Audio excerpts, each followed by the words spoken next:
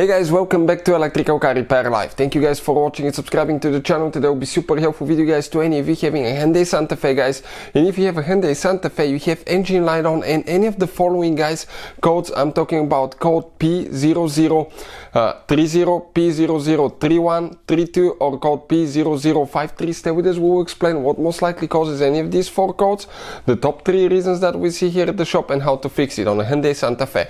Even though we'll be demonstrating on a generation from year 2013 to year 2017 guys, it should actually work on almost any Hyundai Santa Fe, and the process to fix these codes will be about the same. So before we explain how to do that, you don't need to remove your engine. We simply have it out due to the fact that we'll be making guys hundreds of videos that can potentially save you thousands of dollars.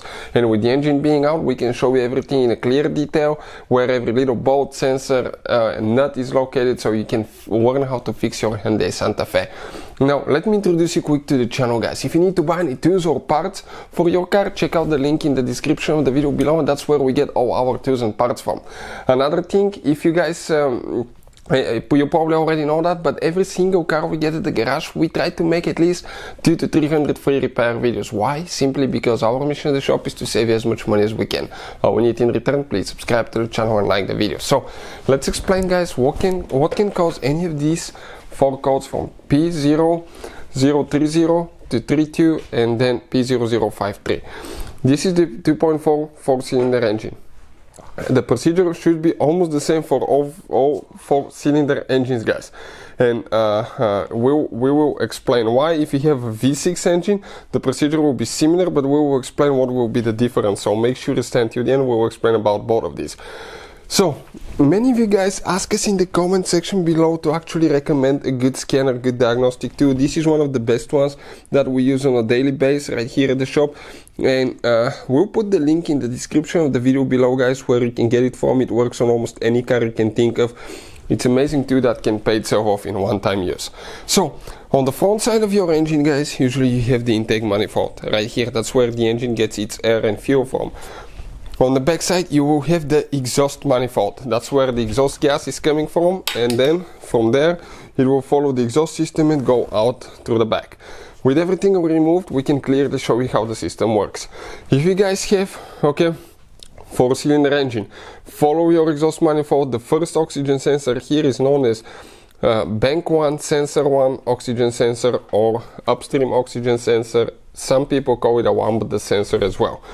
The second one, right here, it's known as downstream oxygen sensor or bank 1, sensor 2. The second one guys, calculates if the catalytic converter is doing its job. The first one calculates the fuel and air ratio in the exhaust system. It's going to send the information to the engine computer so it can adjust everything like fuel, air, timing, variable timing, ignition, and all that stuff. So this is super important sensor for your engine guys, and this is the one that usually causes any of these codes. Things to look for guys.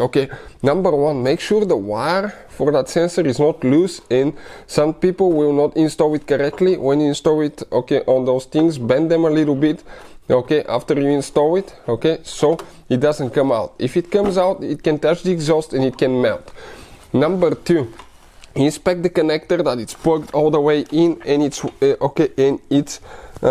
it's contacting correctly, because if it's not plugged in, you can get any of these codes too. Number 3 guys, it could be the sensor itself. It could be a bad sensor.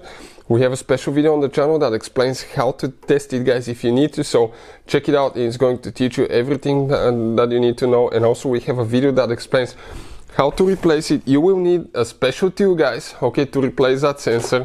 And the tool is super easy to use. You just go through the wiring harness, and once you get the wiring harness loose, it goes on top of the sensor just like that. So if you want to see the video, check it out in the description guys below. You can find where to get the sensor from, and the tool, we will share it there. If you guys have any of these 4 codes, most likely guys, you have a bad sensor, wiring harness that's unplugged, or a wire that's melted. So now guys, if you have a 6-cylinder engine guys, the cylinder head that's towards the firewall, not the one towards the radiator but towards the firewall, will be known in most cases as a bank 1, and you will need to check the oxygen sensor, the first oxygen sensor on that cylinder head. So that's how you find out on the 6-cylinder engine, guys. Hopefully the video will be helpful to any of you needing that information. Thank you for watching and see you next time.